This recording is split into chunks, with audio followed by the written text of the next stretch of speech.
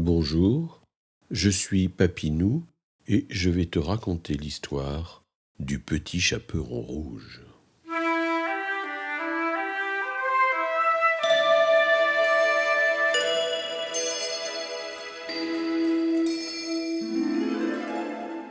Il était une fois une petite fille si jolie et surtout si gentille que tout le monde l'aimait. Sa maman l'adorait et sa grand-mère en était folle. Cette charmante vieille dame lui offrait des cadeaux chaque fois qu'elle le pouvait. Un jour, elle lui fit faire un petit chaperon de couleur rouge. La fillette l'aimait tellement qu'elle le portait tous les jours. Voilà pourquoi le village l'appelait le petit chaperon rouge. Un matin, sa maman lui dit : « Petit chaperon rouge, va porter cette galette et ce petit pot de beurre à ta grand-mère. Elle est un peu malade. Cela lui fera plaisir. Pars avant qu'il ne fasse trop chaud et surtout, reste bien sur le chemin. Ne t'en éloigne jamais. Tu m'entends bien ? Jamais. »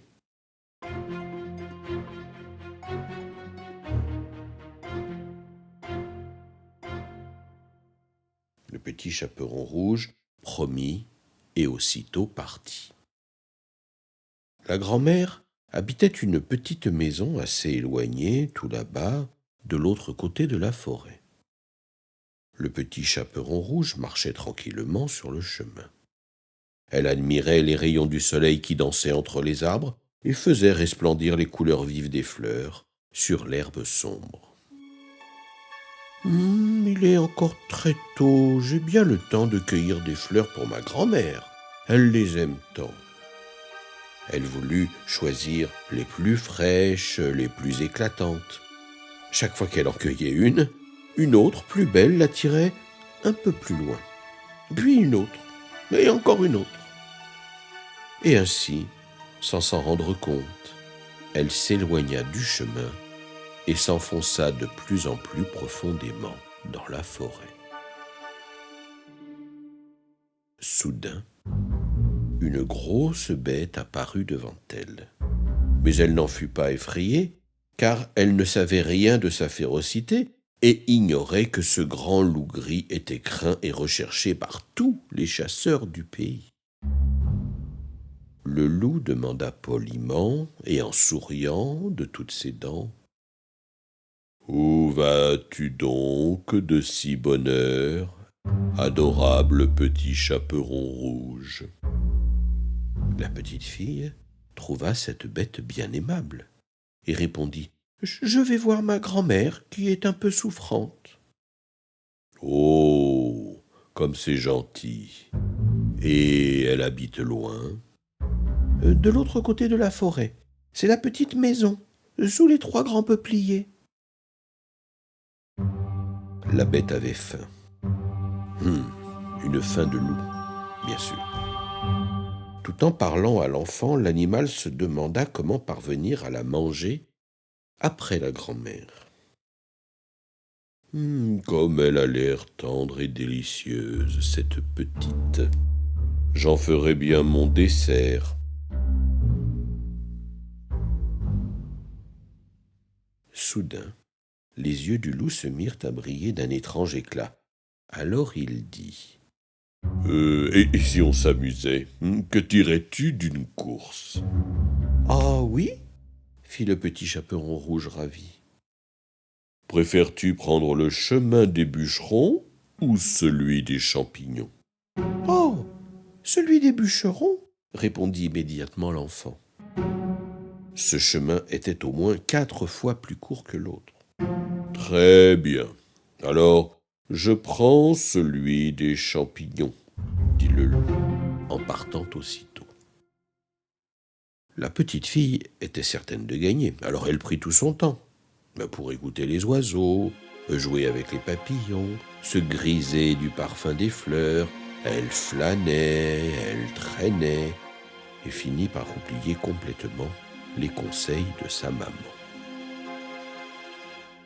Pendant ce temps, le loup, ventre à terre, courait aussi vite qu'il pouvait. et bientôt, il frappa à la porte de la grand-mère. « Qui est là ?» demanda la vieille dame d'une voix faible et tremblotante. Le loup, pour la tromper, s'efforça de prendre une toute petite voix. « C'est moi, le petit chaperon rouge. »« Je suis au lit, je ne peux pas me lever, » dit alors la grand-mère. « Tire la chevillette et la bobinette, cher rat. » Le loup ne se le fit pas dire 2 fois. Il tira la chevillette et la porte s'ouvrit. Alors il se précipita sur la pauvre vieille dame et l'avala d'un coup. Elle n'eut même pas le temps de comprendre ce qui lui arrivait. Puis, le loup enfila une chemise de nuit, dissimula sa tête sous un bonnet de dentelle, ajusta tant bien que mal les lunettes sur son gros museau et se coucha aussitôt. Pendant ce temps, le petit chaperon rouge cueillait tranquillement des fleurs dans les sous-bois. Tout à coup, elle se souvint de sa grand-mère. Alors, elle retourna vite sur le chemin et arriva bientôt à la petite maison. Elle frappa à la porte. « Qui est là ?» demanda le loup. Le petit chaperon rouge s'étonna de la grosse voix qui répondit. Elle pensa que sa pauvre grand-mère devait être bien enrhumée, plus malade encore qu'elle ne l'imaginait. « C'est moi, le petit chaperon rouge. Je vous apporte une galette et un petit pot de beurre de la part de maman. » Le loup prit alors une voix aussi douce que possible pour dire « Tire la chevillette et la bobinette, cher rat. » Le petit chaperon rouge entra. Le loup dit alors en poursuivant ses efforts pour adoucir sa voix « Pose donc ton panier et toutes ces jolies fleurs sur la table et viens te coucher près de moi. » Bien que la fillette n'eût aucune envie de se mettre au lit, elle obéit. En voyant sa grand-mère de près, la petite fille fut tellement étonnée par son allure étrange qu'elle s'exclama « Oh, grand-mère, comme vous avez de grands bras !»« C'est pour mieux t'embrasser, mon enfant, » répondit le loup. « Oh, grand-mère, comme vous avez de grandes jambes !»« C'est pour mieux courir, mon enfant. »« Grand-mère, comme vous avez de grandes oreilles. »« C'est pour mieux t'entendre, mon enfant. »« Grand-mère, comme vous avez de grandes dents. »« C'est pour mieux te manger !» hurla le loup de sa voix terrifiante. Et il se jeta sur le petit chaperon rouge et d'un coup l'avala.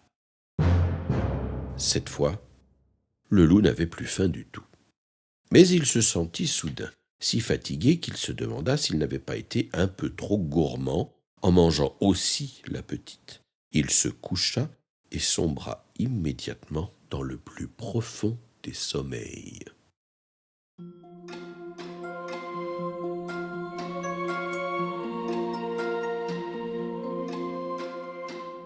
Puis il se mit à ronfler si fort, si bruyamment, qu'on pouvait l'entendre jusqu'au milieu de la forêt. Bientôt, un chasseur passa dans les environs.